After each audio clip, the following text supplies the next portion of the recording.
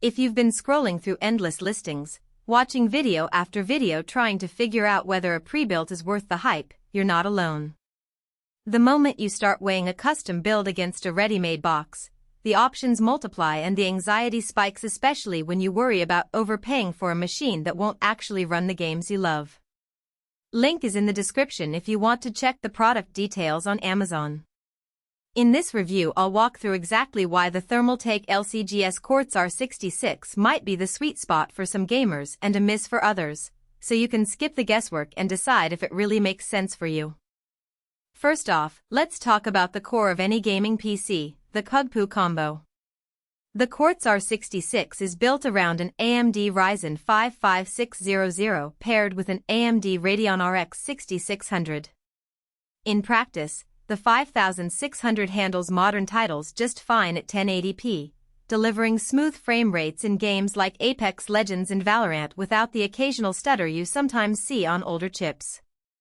The RX 6600 isn't a flagship, but it pushes comfortably into the 100,130 frames per second range on a 1080p 144Hz monitor when you dial settings to high or ultra, which is exactly where most casual and competitive players sit.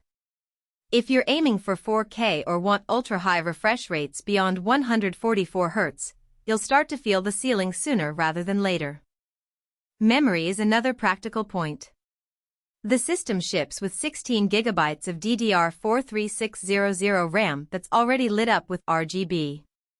For the average gamer who also streams on a side camera, that amount is usually enough to keep the OS, the game, and OBS running without dipping below 60 frames per second.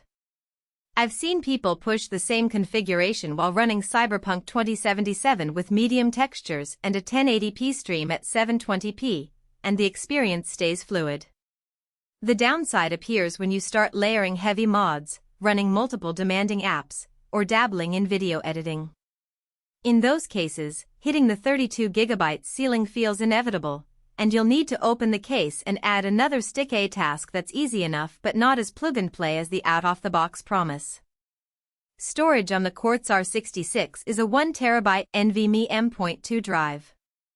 That's a solid sweet spot. You get the speed to load sprawling open-world maps in seconds, and you still have enough room for a decent game library.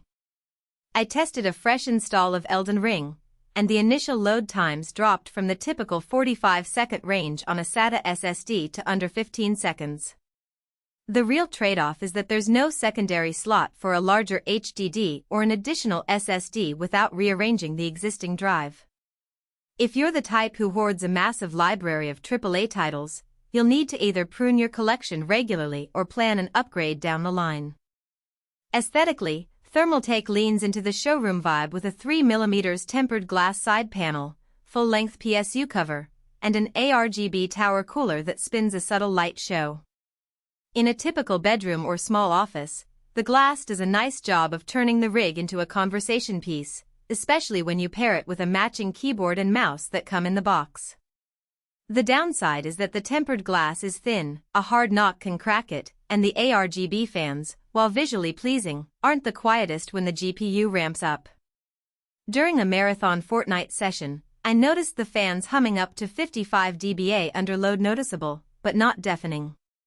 If you prize a silent environment for late-night gaming, you might want to swap the cooler for a larger, quieter air or even a modest AIO later on.